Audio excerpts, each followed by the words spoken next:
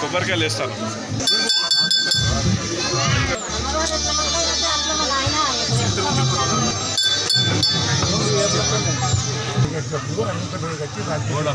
అప్పటిదేనా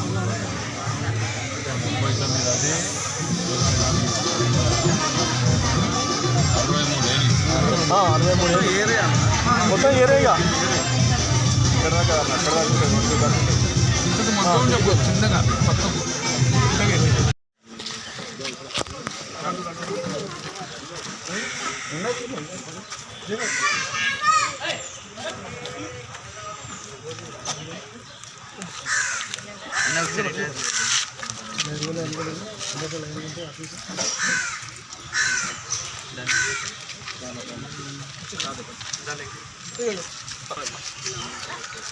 ఇటుండే ఐదు జరుగు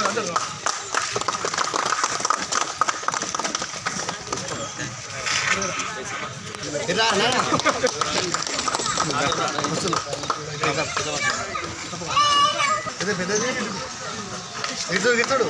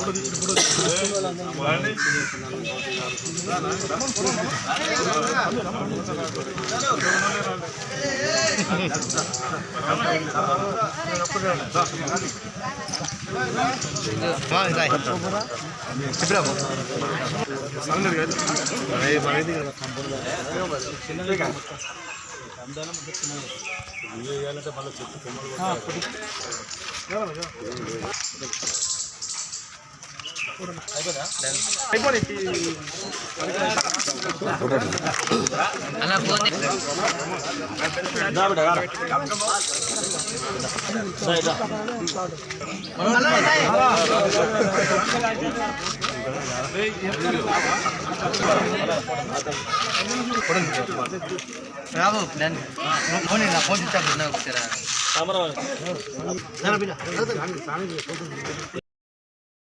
మొదటిసారి రావడం అందరూ ఆహ్వానాన్ని బట్టి ఈరోజు రావడం మన కొంత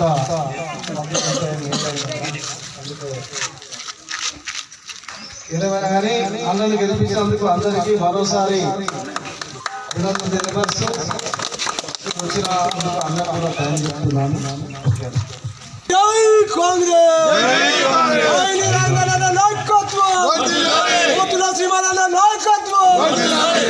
ఐదవ డివిజన్ రాసరివాడ అక్క చెల్లెలు అన్న తమ్ముళ్ళు అందరికి కూడా పేరు పేరు నమస్కారం. మీరు అందరూ కలిసి నా మీద నమ్మకంతో నాకు ఓటేసి గెలిపించినందుకు మీ అందరికీ ధన్యవాదాలు తెలియజేస్తూ మరి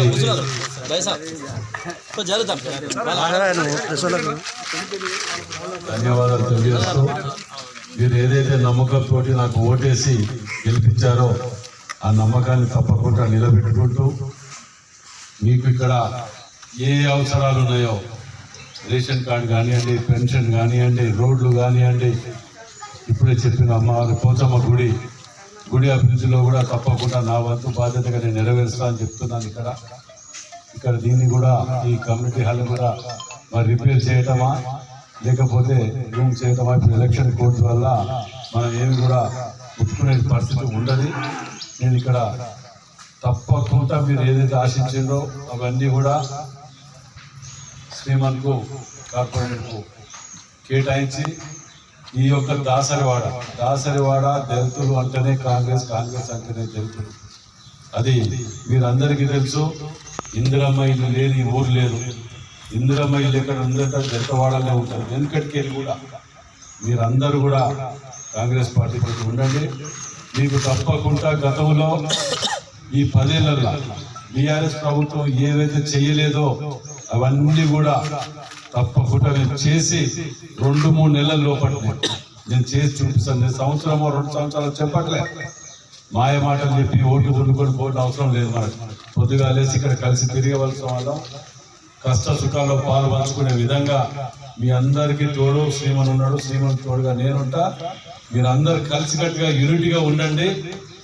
ఎవరిని కూడా ఇక్కడికి మాది ఇన్నో ఏం చేసిండ్రో నిలదీయండి. మీరు ఎవరిని వస్తే వాళ్ళు 10 ఏళ్ళలో చేయలేనిది 3 నెలల్లో మనం చేసి చూపిస్తున్నాం. ఇక శ్రీమన్ రోడ్లు పెట్టిండు. ఇప్పుడు నేను చెప్తున్నా, గుడికాడ కూడా ఇక్కడ మీరు అడిగినవి అన్నీ కూడా తప్పకుండా నేను ఎమ్మెల్యేగా తప్పకుండా నెరవేర్చి చూపిస్తాను మాటిస్తూ ఇవాళ కాంగ్రెస్ పార్టీలో జాయిన్ అయిన మీ అందరికి కూడా స్వాగతం పలుకుతూ కాంగ్రెస్ పార్టీ కుటుంబంలోకి వచ్చినందుకు మీ అందరికీ శుభాకాంక్షలు తెలియపరుస్తూ మీకు ఎప్పుడు ఏ సమస్య ఉన్నా ఆ తలుపు ఎత్తండి, తప్పకుండా మీ వెనువెంట ఉంటా అని మనవి చేస్తూ సెలవు.